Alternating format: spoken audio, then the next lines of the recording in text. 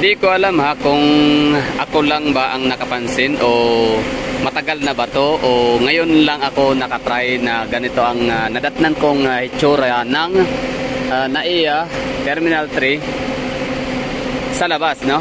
Ganito kaganda. Like meron silang ano tawag dyan, LED.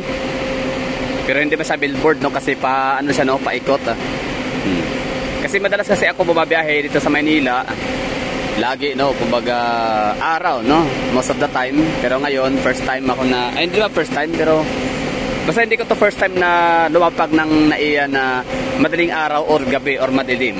So ngayon lang ako yan, no? Napapawawar lang kasi yung ganda lang, di ba? Ang ganda tignan ng Bay Area dito sa NAIA or Ninoy Aquino International Airport Terminal 3. Dito tayo ngayon sa may B13 kasi sasakay tayo ng bus sana, pero parang gusto ko na lang mag-jeep papunta tayo ng Pasay Tapa. Pero yun ang ano, bali mga gala, mga taga Manila, shout out sa inyo dyan, ang mga nanonood, mga taga andito lang, no, sa area, mga natatrabaho, particular sa mga taga rito sa loob ng ano, ng airport. Tatanong ko lang ho sana ko, ito bang airport na to, itong mga ganyan, mga ano yan, LED, di ba? Yan ba bago lang o matagal na talaga yan? Sadyang ngayon ko lang siya napansin. Sa kadahilan ng ako'y araw laging bumabiyahe madalas, no? Most of the time. Ang galing. Ang ganda lang, oh. So, ibig sabihin, no, parang ginandahan, ginalingan. Ano, dahil sa Pasko siguro, no? Dahil nung Christmas season, holiday season. Kumbaga parang itinaon siya kasi maraming mga bisita, maraming mga uuwi, no? Mga balikbayan. Tsaka mga turista, no, na dito magsispend ng kanilang holiday, vacation holiday sa Pilipinas, sa Maynila. Ang galing lang, nakakatuwa. Di ba? Ang ganda lang, oh. Nice one.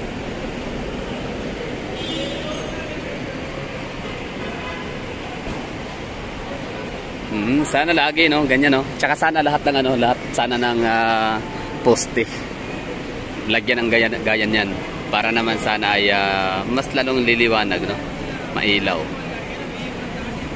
Yeah, para lalong matingkad lagi yung gabi kahit madilim.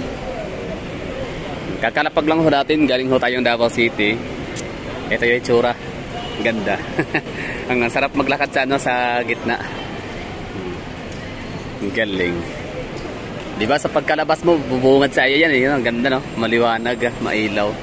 Dahil sa parang TV ads ba tawag dyan? Yan, Brilliant Sun Care Skin Care. Brilliant Skin.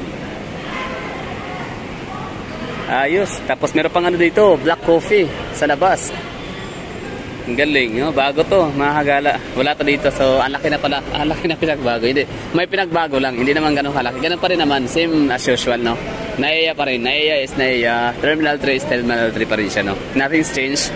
Pero meron nga lang nadagdag. Parang gano'n, no? Dahil nga din siguro sa Pasko. For example, yan sa loob, oh, meron tayong nakitang Christmas tree. Paano kasi, bago pa lang, no?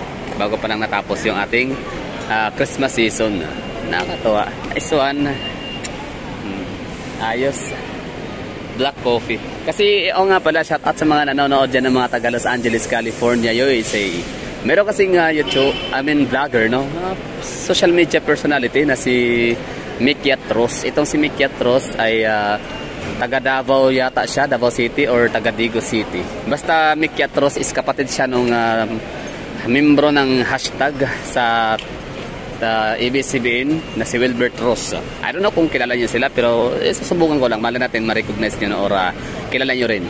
So itong si Mick Yatros na kapatid ni Wilbert Ross na hashtag ng ABS-CBN. So nasa ano siya ngayon, nasa US. I don't know kung California, basta galing siyang Davao City or Digo City. Pagkapunta niya ng ng US kasi nga magtuturo nga siya doon, no? Magtatrabaho siya as teacher. Ngayon, ang pagkalapag niya sa Los Angeles Airport, sa LAX Airport, no? So sabi niya, putik, scam partong LAX, kasi US nga daw, eh. Ito na ba yun? Sabi niya, ito na ba yun?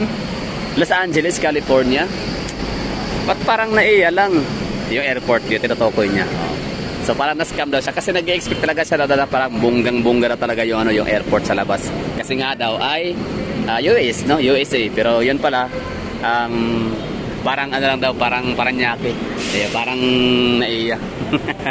Oo, natawa siya doon. Anyway, yun lang, balikan ho natin. Maglakad ho tayo dito sa gitna kasi nga parang gusto kong i-feel yung moment na maliwanag, mailaw dahil nga sa yung parang billboard o ano tawag dyan, billboard ads na via LED.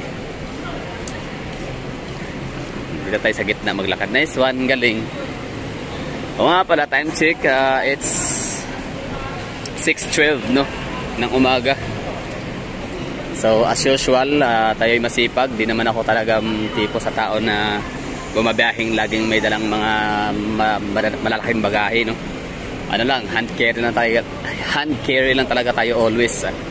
Kasi nga pag ako'y nagagala, yung aking mga dinadalang mga gamit, mga damit ay mga maninipis lang, no. Yung madali lang siyang labhan, tsaka magdamagan, tuyo kaagad. Mabilis lang siyang mapatuyo. Kaya maglakad lang ako dito, okay lang kahit di ako mag-taxi. Hindi ko na kailangan ng taxi kasi nga, yan na nga. Wala akong mga, hindi ako loaded. Yun. Belmont Hotel. Savoy. Yun pala, Belmont Hotel. Belmont Hotel. Yan na makikita ko natin sa NAIA Terminal 3. Belmont Hotel. Savoy Hotel by Mega World. Ang galing. Diba? Mas lumiliwanag lalo. Mas maganda tuloy tignan ang ating Terminal 3. Ano sa tingin nyo, maganda ba? Sino bang bumabiyahe dito lagi? Kailan nyo ba ito napansin? Kasi ako ngayon pa lang talaga. First time. Although hindi ko to first time na bumiyahe ng ng madilim.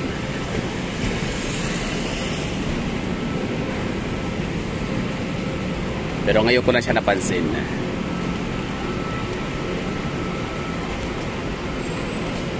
Ayos do. So saan ba tayo dito? Dito sa kabila. Nadaan sa gitna ng car park area. Total, hindi naman mainit, no? Wala pang araw. Hindi pa sikat pa.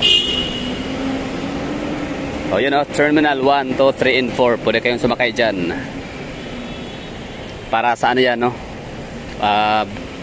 Dadaan talaga yan sa lahat ng mga airport.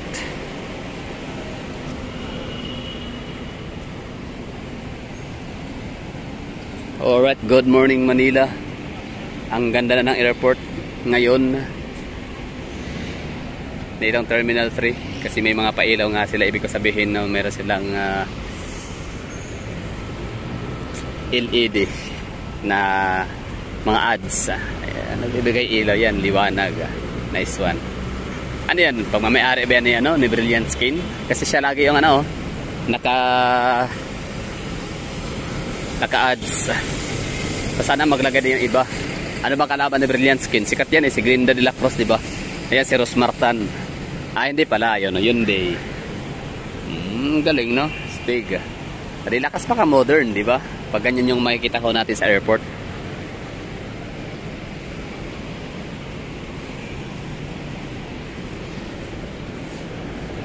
Oh, nga pala, shout out sa mga taga Davao dyan.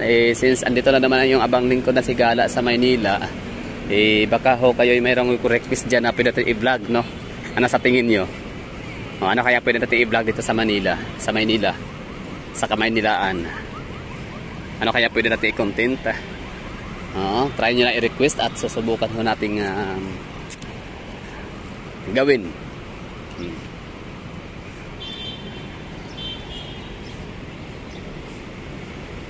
Okay, may ulan pa rin.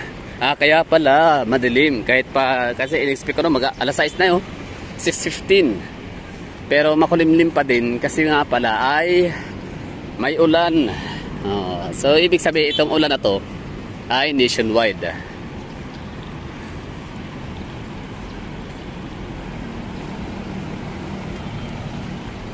So, yung Skyway 3 dito magsisimula dun sa Terminal 1. Terminal 3 ay Terminal 2, no? Airport. Sila siguro, thank you for watching. Papaalam na, no? At ako'y mag-aabang lang ng jeep sa unahan doon sa may kanto. Hindi ko na kaya kailangan i-tutor pa kung paano makapuntang Pasay, Idsatap, gano'n, no? Kasi may mga vlog na ho tayo dyan na na-upload. Napakadami kung saan na pwede nyo namang hanapin or you can ask naman sa link, no? I-paste ko na lang. Isa ngayon sa nagbibigay income sa akin. Oo, grabe yun. Income generating yun. Kumbaga, ang video na yun, ang purpose ko lang makatulong para sa mga magtipid, no? Ayaw mag-taxi. Gusto na lang ng mga mag-jeep lang kasi 13 pesos. Makarating na rito sa airport. So yun, kumita ako doon ng marami. Grabe ang revenue nun kasi nga maraming nanonood. Kasi siguro, kumbaga parang in return na rin, hindi sila nagsiskip ng ads kaya kumita, no? Simple lang, sumakay lang ng jeep galing sa Idsatap papunta dito sa Terminal 3. That's all for today's video. Thank you for watching and bye bye. Ingat, stay safe. Ihabulong ka mo da, amping ka mong tanan. Bye bye.